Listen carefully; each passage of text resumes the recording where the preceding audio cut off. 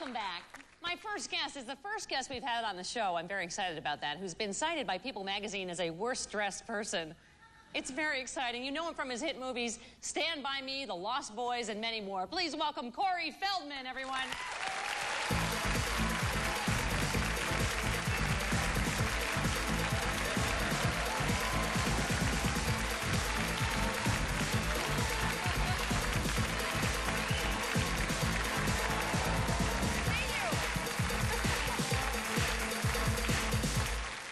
Wow, I can't see how you earned that honor from People magazine. Oh, well, I see it's going to be one of those kind of interviews. Okay. Well, now I know where we stand. I'm kidding. You are just like way too hip. Look at you. Thank you. Thank you. Oh, look, it's leather gloves, everyone. Are those isotoners? Well, actually, I wanted to do a little example. This is really quickly. This is my impression of OJ. All right. Okay. Oh, impressions. Here we go. This is my impression of OJ. Okay. I can't seem to... Thank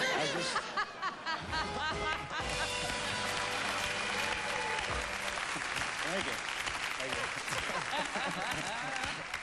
So, you know, you've got really great legs. Oh, well, my. Thank you very much.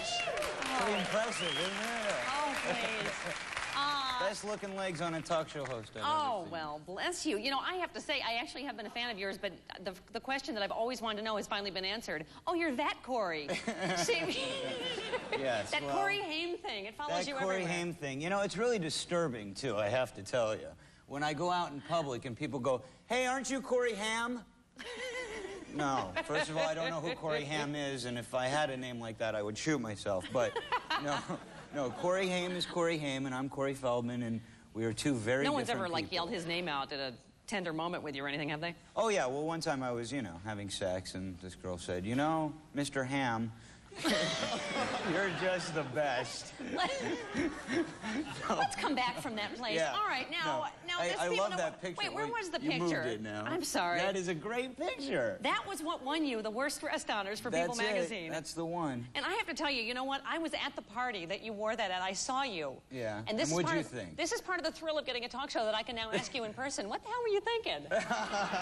What? Well, actually, to tell you the truth, I am quite proud of this outfit. I really like this outfit, and it was a one-of-a-kind.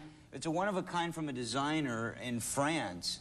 And I can see why it would be one of a kind. Yeah, in a nice way. In a good way, yeah. Well, we don't want to talk about your outfit, but you know. No. The burgundy looks nice. With suddenly we've gotten into this thing. Blackwell area, haven't we? All right. Suddenly we're designers. You know, I just don't think this works for me at all. It's too cliche. I just can't go with it. Anyway. All right. Now, just to bring up something else awkward, it was no secret you had a drug problem for a while. That's no secret at all. Now, so you were like sort of away for 5 years. You were in rehab? Yes. What else were you doing during that period? Well, I was, you know, working on the streets. I was cleaning the sides of the roads. You see those guys in the orange you jumpers? Were not. That was me. No. No, I did a lot of work, actually, in the last 5 years. The 5 years after I got out of rehab were probably the hardest years of my life in the sense that I had to do a lot of work to try and reestablish what I'd worked so hard to destroy. And it took a lot of time and a lot of patience and a lot of people in my court and a lot of people not in my court. And there was, you know, there was a lot of politics to it. And I thank God for where I am right now. I really do. I give you credit. I do.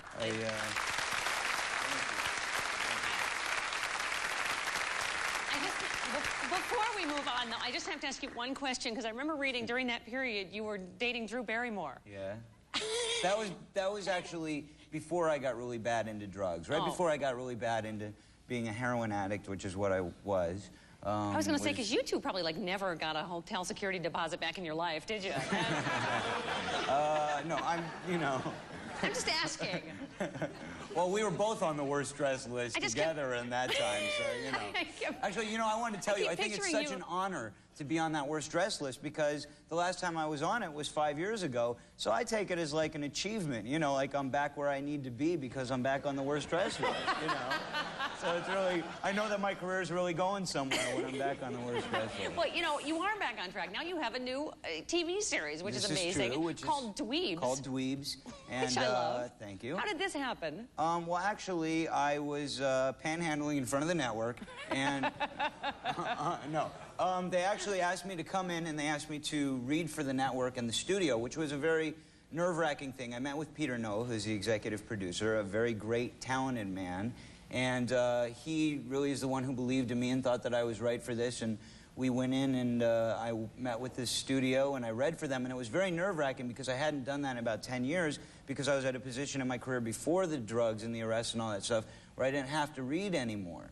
You know, so when I finally came back in to read, I was like shaking like a leaf, you know, and going, oh my God, and I felt like I was in a death sentence and they were gonna, you know, penalize me. I just thought it was terrible.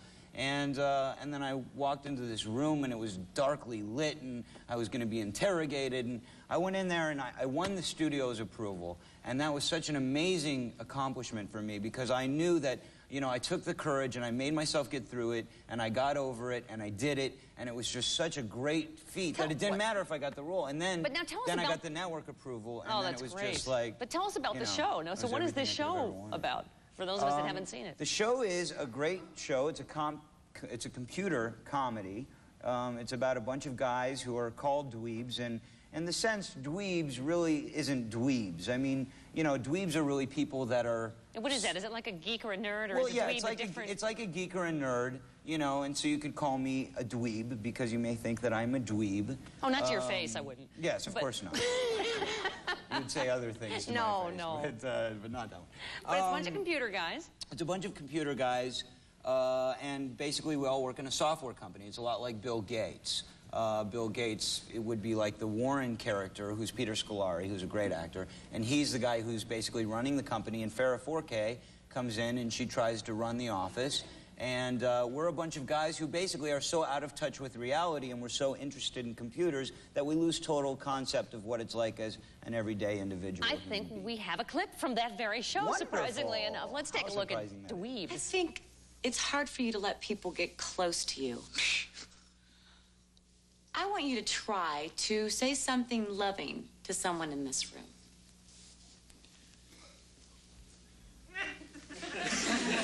Okay. Carrie,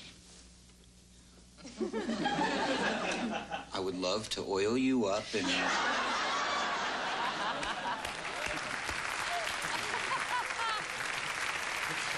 we come back, we're going to take your phone calls for Corey Feldman. Don't go away.